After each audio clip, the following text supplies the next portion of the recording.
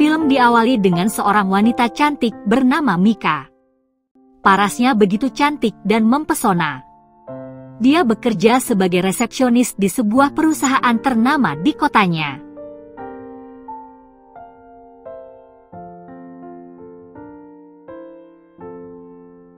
Dia bekerja satu kantor dengan suaminya yaitu Johnny. Mereka sangat bahagia dengan kebersamaannya. Namun semua itu berubah ketika bosku merekam seluruh kegiatan kami waktu itu.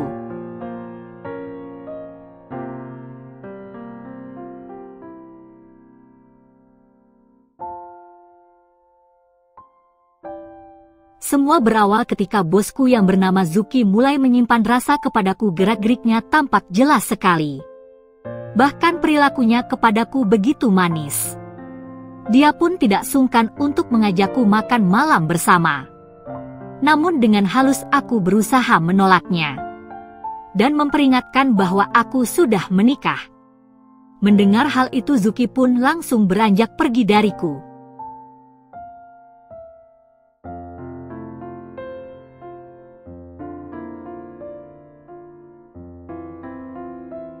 Karena hal itulah aku pun merasa lega dan kembali bekerja seperti biasa. Kemudian sore harinya, aku yang hendak pulang mencoba menghampiri suamiku dan mengajaknya untuk pulang bersama. Namun di situ suamiku menolak dengan alasan masih banyak pekerjaan yang harus dia kerjakan.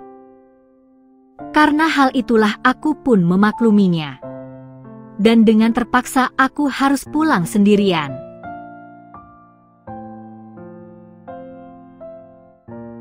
Kemudian di keesokan harinya, seperti biasa aku menjalankan tugasku sebagai resepsionis.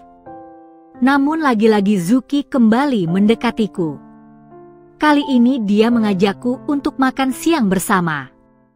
Dikala Zuki sibuk mengajakku untuk makan siang bersama dengannya, ternyata suamiku Johnny menyadari hal itu dari balik pintu.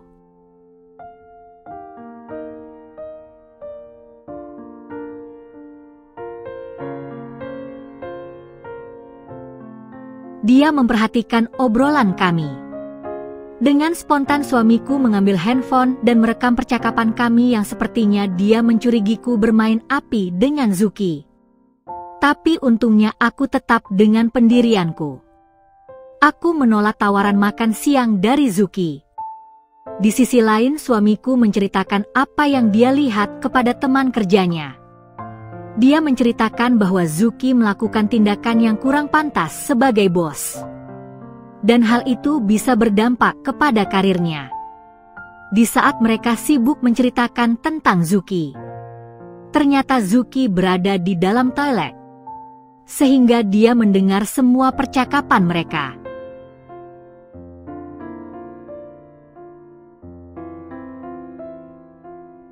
Malam hari pun tiba.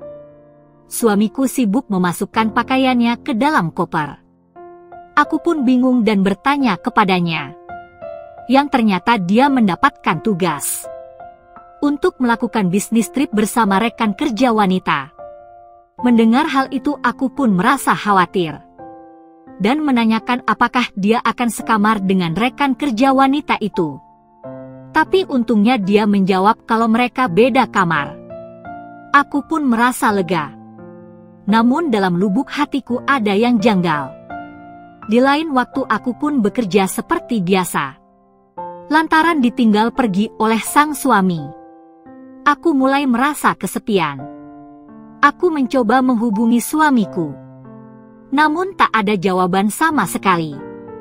Di saat yang bersamaan Zuki memperhatikanku.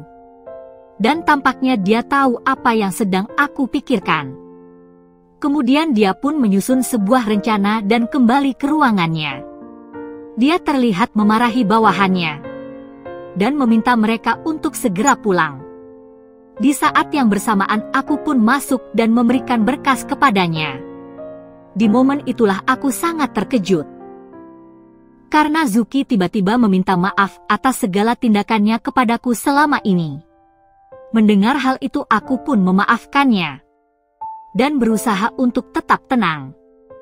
Akan tetapi sebaliknya, dia yang tahu bahwa suamiku susah dihubungi. Dia mencoba untuk mengguncang ketenanganku kembali dengan cara menakut-nakuti. Apa yang suamiku lakukan di saat bisnis trip di sana.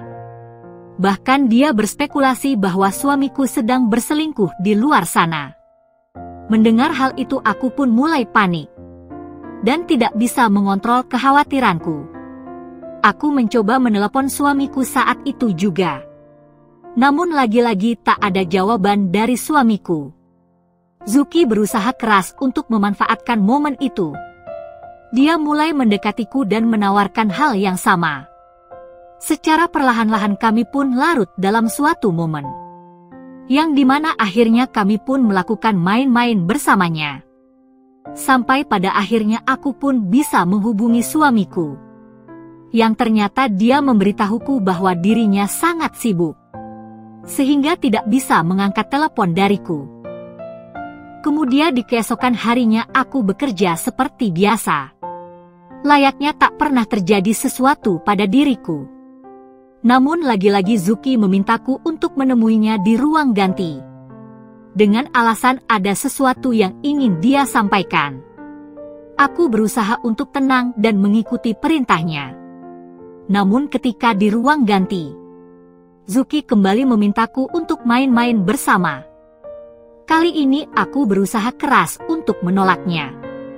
Akan tetapi Zuki tak kehabisan akal. Dia mengambil handphone dan menunjukkan sebuah video rekamanku. Aku pun terkejut, yang ternyata video rekaman itu berisi kegiatan kami tempo hari. Kepanikanku pun semakin menjadi. Aku mencoba untuk mengambilnya. Tapi sayang usahaku sia-sia.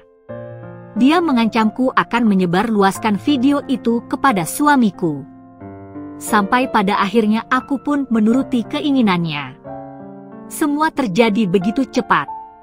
Dan disinilah filmnya pun selesai. Oke guys, sampai di situ review filmnya. Sekali lagi terima kasih sudah menonton. Kurang lebihnya mohon maaf dan semoga terhibur tentunya. Mimin pamit, sampai jumpa di video selanjutnya ya.